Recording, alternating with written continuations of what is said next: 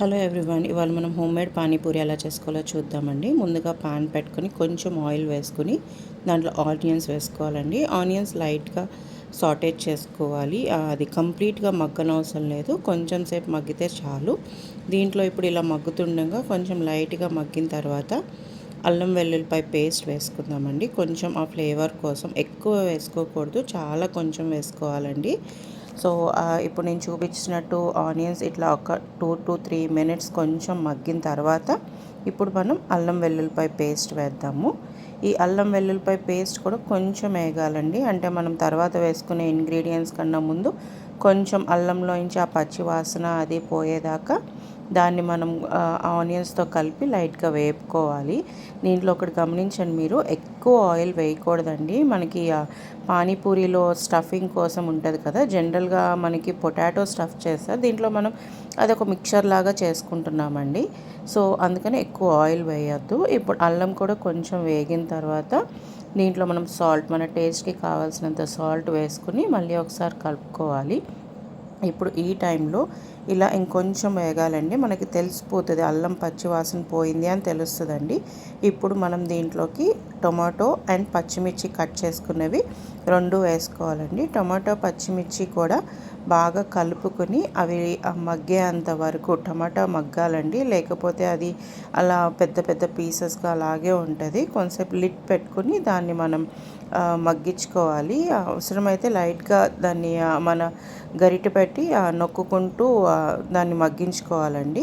కొంతసేపు అట్లా మూత పెట్టేసి వదిలేద్దాము. ఈలోపు మనం ఇది ఒక పక్కన మగ్గుతుండగా పానీపూరి వాటర్ తయారు చేద్దామండి.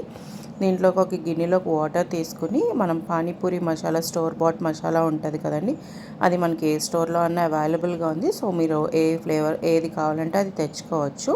దాంట్లోకి నేను ఇక్కడ మెజర్మెంట్ వైజ్ ఏమి వేయట్లేదండి. సపోజ్ 1 లీటర్ వాటర్ అయితే హాఫ్ ప్యాకెట్ కన్నా కొంచెం ఎక్కువ వేసాను. అండ్ దాంతోపాటు కొంచెం చాట్ మసాలా కూడా ఒక హాఫ్ స్పూన్ చాట్ మసాలా వేసుకోవాలి. ఇక్కడ ఒక్కసారి మీరు టేస్ట్ చేసుకుని ఒక్కొక్కసారి మనకి సాల్ట్ సరిపోతుంది. ఇఫ్ ఇన్ కేస్ మీకు ఇంకొంచెం సాల్ట్ పడుతుంది అని అనుకుంటే ఇంకొంచెం సాల్ట్ యాడ్ చేసుకోండి. సో నాకు ఇక్కడ కొంచెం సాల్ట్ పడుతుంది అనిపించి నేను కొంచెం సాల్ట్ వేసుకున్నాను. సో మీ టేస్ట్ ప్రకారం మీరు ఇంకొంచెం కావాలంటే పౌడర్ వేసుకోవచ్చు. ఎట్ ఏ టైం ఇక్కడ మన కర్రీ కూడా రెడీ అయిపోతుంది. చూడండి, టమాటాస్ ఆల్మోస్ట్ చాలా వరకు మగ్గిపోయినాయి. ఇలా మగ్గిపోయిన తర్వాత నేను దీనికి బఠానీ తీసుకున్నానండి. నేను ఇది ఈవినింగ్ ప్రిపేర్ చేస్తున్నాను కాబట్టి ఈ బఠానీని మార్నింగ్ నేను నానబెట్టుకుని కుక్కర్లో వేసి ఉడికించాలి. చూడండి, ఇంత మెత్తగా ఉడికిపోవాలండి, ఎక్కడ పలుకు లేకుండా. అలా బాగా మార్నింగ్ నానబెట్టుకుంటే మనకు అంత మెత్తగా వస్తుంది. సో ఇది కూడా వేసేసుకుని కొంచెం గరిటెతో అలా నలుపుకుంటూ బఠానీని నలుపుకుంటూ చేయాలండి.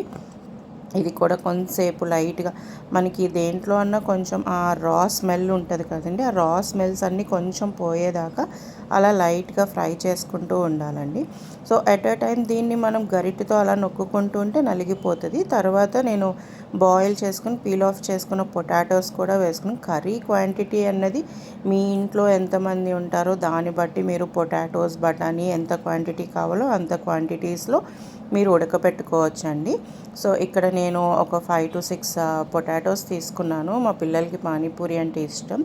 సో అందుకనే నేను కొంచెం కర్రీ ఎక్కువే చేసుకుంటున్నానండి. 5 to 6 పొటాటోస్ వేసుకుని అది కూడా బాగా నలుపుకొని, మీ దగ్గర స్మాషర్ ఇది ఉంటే కనుక దీన్ని పెట్టి స్మాష్ చేసుకోండి. బాగా మెత్తగా అయ్యేదాకా ముందు వాటర్ పోయకుండా స్మాష్ చేసుకోవాలి. ఇఫ్ ఇన్ కేస్ మీరు ముందే వాటర్ పోసేస్తే మనకి అది స్మాష్ చేయడానికి ఈజీగా ఉండదు. సో వాటర్ పోయకుండా ఇక్కడ నేను చూపిస్తున్నట్టు మీరు స్మాష్ చేసుకోవాలండి. ఆల్మోస్ట్ బఠానీ అండ్ పొటాటోస్ కూడా 2 కలిసిపోయి బాగా మెత్తగా అయిపోవాలండి. చూస్తున్నారు కదా, ఇట్లా మీకు ఒక ఐడియా కోసం నేను ఇంత క్లియర్గా చూపిస్తున్నాను. సో ఒకసారి మీరు ఇది చూడండి. ఇది బాగా స్మాష్ చేసిన తర్వాత మొత్తం అంతా ఒకసారి కలిపేసుకుని ఆనియన్స్, టొమాటోస్, బఠానీ ఇవన్నీ కూడా బాగా అన్నీ మిక్స్ అయిపోయినాయి అన్న తర్వాత మన కన్సిస్టెన్సీకి కావాల్సినంత వాటర్ ఇప్పుడు నేను చూపిస్తాను. చూడండి వాటర్ ఎంత పోసుకుంటున్నానో. ఇలా బాగా మెత్తగా అయిపోయిన తర్వాత అండి, సో ఇంత వాటర్ పోసుకోవాలి. ఫస్ట్లో కొంచెం లూజ్గానే ఉంటుంది, బట్ అది కొంచెం మనకి బాగా ఉడికిన తర్వాత గట్టి పడిపోతుందండి. సో ఇట్లాగ వాటర్ పోసుకున్న తర్వాత దాన్ని అంతా బాగా కలిపేసుకోవాలి, లేకపోతే ఉండలు ఉండలుగా అలాగే ఉండిపోతుంది. మనం ఇది ఏదో స్పెషల్ కర్రీ ఏం కాదండి, మనం బయట బఠానీ చాట్ తింటాం కదా, సో అదే సేమ్ బఠానీ చాటే నేను పానీపూరిలోకి ప్రిపేర్ చేస్తున్నాను. మనకి కొంచెం టేస్ట్ బాగుంటుంది, ఇంకొంచెం టేస్ట్ ఎన్హాన్స్ అవుతుంది అని చెప్పేసి నేను అలా చేస్తున్నాను. దీన్ని అంతా చూసారా ఎంత మెత్తగా మొత్తం అంతా కలిసిపోయిందో. ఇప్పుడు మొత్తం అంతా బాగా మిక్స్ చేసుకుని ఇంకొంచెం వాటర్ పోసుకోవాలండి ఇక్కడ.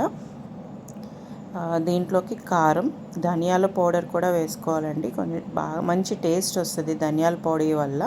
సో ఫస్ట్ నేను కారం వేసుకుంటున్నానండి. కారం తర్వాత కొంచెం చాట్ మసాలా వేసుకోవాలండి. చాట్ మసాలా ఎక్కువ వేసేసుకోకూడదు. ఒకవేళ ఎక్కువ వేసేసుకుంటే మనకి చాట్ మసాలా వల్ల ఒక kind of chatpata tangy flavour ఎక్కువ వచ్చేస్తుంది. సో అందుకని చాలా కొంచెం వేసుకోండి చాట్ మసాలా, లైక్ ఒక హాఫ్ స్పూన్ కన్నా కొంచెం ఎక్కువ మీ టేస్ట్ ప్రకారం వేసుకోండి. ఇది ధనియాల పొడి అండి, ధనియాల పొడి కూడా వేసుకుని బాగా కలుపుకోవాలండి. కలుపుకొని కొంచెం మనం ఈ టైంలో మీరు ఒకసారి ఒక్క బాయిల్ వచ్చిన తర్వాత టేస్ట్ చూడండి. ఇప్పుడే టేస్ట్ చూస్తే మీకు ఏంటంటే అది లిక్విడ్గా ఉంటుంది కదా, ఇంకా వాటర్ పోసింది ఇప్పుడే కాబట్టి లిక్విడ్గా ఉంటుంది. సో అలా కాకుండా కొంచెం ఒక్కసారి బాయిల్ అయిన తర్వాత మీరు అలా లిడ్ పెట్టుకుని కవర్ చేసేసుకుని వదిలేస్తే చూసారా ఇలా బాయిల్కి వస్తుంది. ఇట్లా బాయిల్ వచ్చినది ఒకసారి టేస్ట్ అన్నీ అడ్జస్ట్ చేసుకుని ఇంకొక 2-3 మినిట్స్లో మనం స్టవ్ ఆఫ్ చేసేస్తాము అనుకున్నప్పుడు కొత్తిమీర, దీంట్లో హ్యాండ్ఫుల్ ఆఫ్ కొత్తిమీర వేసుకోండి. ఎంత కొరియాండర్ వేసుకుంటే మీకు అంత టేస్ట్ బాగుంటుంది. సో నేను చూపించినట్టు ఇట్లాగా కొంచెం కొత్తిమీర వేసుకుని, మీకు ఎంత కొత్తిమీర ఎక్కువ వేసుకున్నా ఏం పర్వాలేదండి, చాలా టేస్ట్ బాగుంటుంది దీంట్లో. కొత్తిమీర వేసుకొని బాగా ఇప్పుడు కూడా మళ్ళీ ఒకసారి మిక్స్ చేసుకొని మళ్ళీ ఒకసారి లిడ్ పెట్టుకుని ఒక్క 2-3 మినిట్స్ అంతే అండి. అది మళ్ళీ ఒకసారి మరిగిన తర్వాత ఇంకా మనం ఆఫ్ చేసేస్తాం స్టవ్ అన్నప్పుడు లెమన్ స్క్వీజ్ చేసుకోవాలండి. మీకు ఎంత లెమన్, కొంతమంది పులుపు తినరు కదా, సో ఇక్కడ నేను ఒక్క లెమనే వేసాను. మీకు ఇంకొంచెం కావాలంటే మీరు ఇంకొంచెం వేసుకోవచ్చండి లెమన్. ఇట్లా వేసుకుని మొత్తం మిక్స్ చేసేసుకుని, ఈ మిక్చర్ కొంచెం లూజ్గా ఉన్నప్పుడే స్టవ్ ఆఫ్ చేసుకోవాలండి. ఎందుకంటే కూల్ అయిన తర్వాత అది ఇంకొంచెం హార్డ్ అవుతుంది. చూసారా పైన వాటరీగా ఉంది కానీ కింద గట్టిగా ఉంది. సో అందుకని కొంచెం ముందే ఆఫ్ చేసుకోవాలి. ఇక్కడ చూసారు పానీపూరికి నేను పూరి ఫ్రై చేస్తున్నానండి. అఫ్కోర్స్ ఇవి కూడా స్టోర్ బాట్ పూరీసే. అన్నీ కంప్లీట్గా ఇంట్లో చేసుకోవాలంటే అవ్వదు కదండి, ఏదో సంథింగ్ లైక్ హెల్దియర్ వర్షన్లో ఇది కొంచెం హెల్దియర్ అంతే. సో ఆ పూరీస్ కూడా ఇట్లాగా మనకి స్టోర్లో ప్యాకెట్స్లో పూరీస్ దొరుకుతాయి కదండి, సో ఆ పూరీసే నేను తీసుకొచ్చి ఫ్రై చేస్తున్నాను. చూస్తున్నారు ఎంత మంచిగా పొంగుతున్నాయో. లేదు మీకు ఇంట్లోనే చేసుకుంటామంటే యాజ్ యూ విష్, మీరు మైదా బొంబాయి రవ్వ కలిపి దాన్ని మంచిగా డౌలాగా మెత్తగా సాఫ్ట్ డౌలాగా చేసుకుని చపాతీస్ లాగా చేసుకుని ఏదైనా సర్కిల్ టైప్ ఆఫ్ క్యాప్తో కట్ చేసుకుని మీరు చేసేసుకోవచ్చు.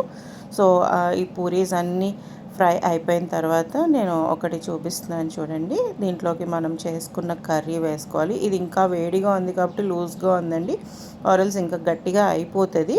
సో దాంట్లోకి కొన్ని ఆనియన్స్, మనం చాప్ చేసుకుంటున్న onions and then next water వేసుకోవాలండి. నేను కంప్లీట్గా మనకి బయట దొరికే పానీపూరి టేస్టే ఉంది అని చెప్పను, బట్ అక్కడ ఏ వాటర్ యూస్ చేస్తారో, వాళ్ళు ఎలాంటి హ్యాండ్స్తో చేస్తారో తెలియదు కదా.